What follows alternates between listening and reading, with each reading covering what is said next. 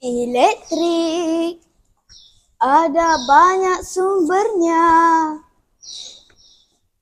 Bateri generator, dinamo, sel kering dan akumulator.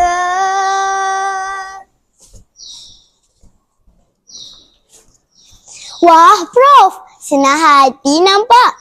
Ada penemuan baru ke? Ya, saya ada penemuan baru dan saya tak sabar untuk kongsikan kepada semua. Cik angkasawan negara kita ni baru mendarat ke? Ada sesuatu untuk dikongsikan juga? Ya, Prof. Saya baru pulang dari misi angkasa. Tapi ada satu masalah besar. Masalah apa pula tu Cik angkasawan? Roket generasi baharu yang saya sudah bangunkan masih belum cukup berkuasa untuk sampai lebih jauh ke angkasa. Kebetulan sangat. Saya juga sedang mencari sumber tenaga yang lebih berkesan untuk membantu teknologi pada masa hadapan.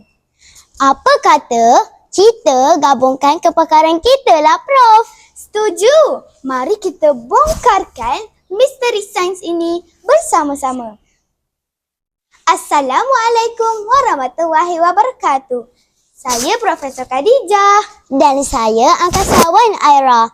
Pada kali ini kami akan membawakan kepada anda semua tentang misteri sains fizik yang menakjubkan. Misi menjana tenaga angkasa. Pada kali ini, saya akan memperkenalkan salah satu sumber tenaga iaitu dinamo. Untuk melancarkan teknologi hebat, kita perlukan tenaga. Tetapi persoalannya, adakah kelajuan putaran dinamo mempengaruhi jumlah tenaga elektrik yang dihasilkan? Mari kita siasat. Ini ialah model dinamo yang telah saya hasilkan. Wah, hebatnya model dinamo itu. Dinamo berfungsi untuk menukarkan tenaga pergerakan kepada tenaga elektrik. Jadi, semakin laju putaran, semakin banyak elektrik dihasilkan, kan, Prof? Betul, angkasawan. Itulah hipotesis kita. Dan sekarang, mari kita uji. Sekarang, saya akan putarkan dinamo ini secara perlahan.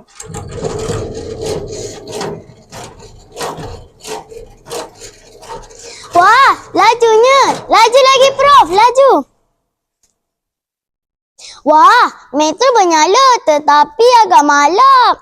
Sekarang, saya akan tingkatkan kelajuan putaran. Laju lagi, Prof. Laju.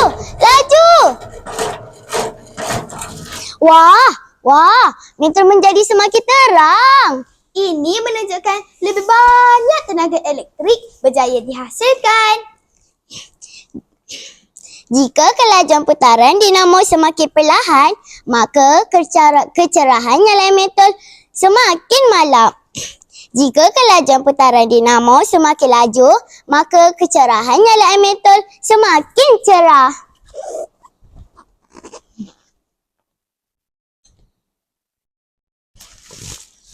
Betul, angkasawan. Kesimpulannya, semakin laju putaran dinamo, semakin banyaklah jumlah tenaga elektrik yang berjaya dihasilkan. Dan semakin terang juga nyalaan mental. Hebatlah, Prof ni. Sekarang kita sudah mempunyai sumber tenaga. Tetapi masih ada satu cabaran yang belum diselesaikan lagi lah, Prof. Cabaran apa? Bagaimana roket boleh gerak jauh ke angkasa? Untuk menjawab persoalan itu, kita perlu memahami kuasa tekanan udara. Udara ada di merata. Udara juga tidak dapat dilihat. Semua benda ada tekanan udara. Bagaimana? Prof, Prof, kalau udara tidak dapat dilihat, macam mana udara boleh gerakkan roket? Soalan yang sangat menarik. Hari ini kita akan menyiasat kesan tekanan udara terhadap pergerakan roket. Tetapi Prof, saya ada 2 pelancar yang berlainan saiz. Botol kecil dan botol besar. Bagus persoalannya angkasawan. Adakah saiz botol mempengaruhi jarak penerbangan roket? Mari kita siasat. Untuk pelancaran pertama, kita akan menggunakan botol yang bersaiz kecil.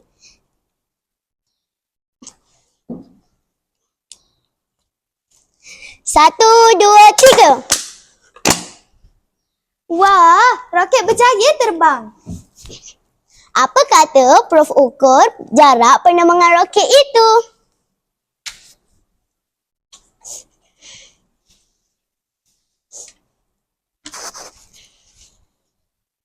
Okey, sekarang saya akan ukur jaraknya untuk mengetahui jarak penerbangan roket yang menggunakan botol kecil. Prof, berapakah ukur jarak penerbangan roket itu? 2 meter.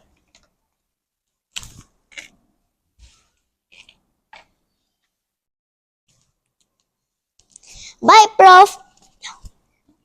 Sekarang kita akan cuba dengan botol yang lebih besar pula.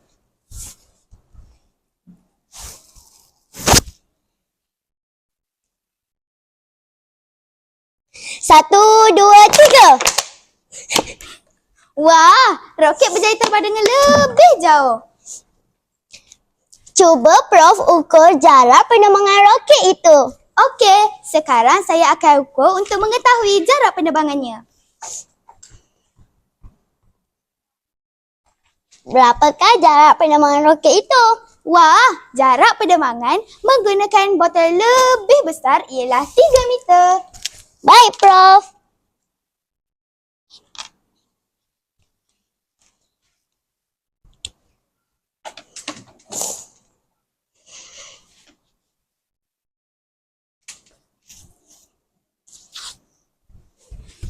Inilah keputusan penyiasatan yang diperolehi.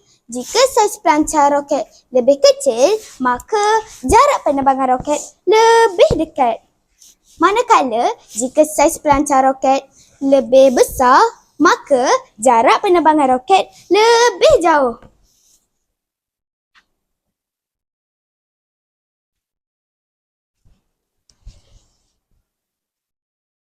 Botol yang besar membolehkan lebih banyak udara dimampatkan. Apabila dilepaskan, tekanan udara yang kuat menolak roket dengan lebih kuat. Jadi, Prof, hipotesis kita diterima lah kan? Iya, angkasawan. Tepat sekali.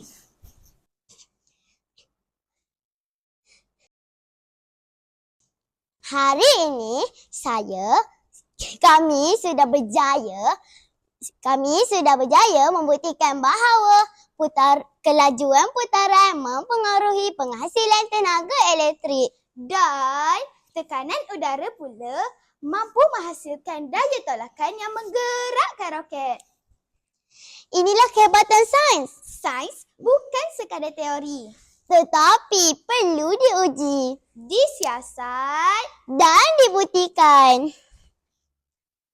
Terokai Sains cipta masa depan. Tamatlah sudah Alkisah kami. Terima kasih dan jumpa lagi. Semoga menambat hati para juri. Sekian, wabillahi taufiq wal hidayah. Assalamualaikum warahmatullahi wabarakatuh. Bye-bye. Bye-bye.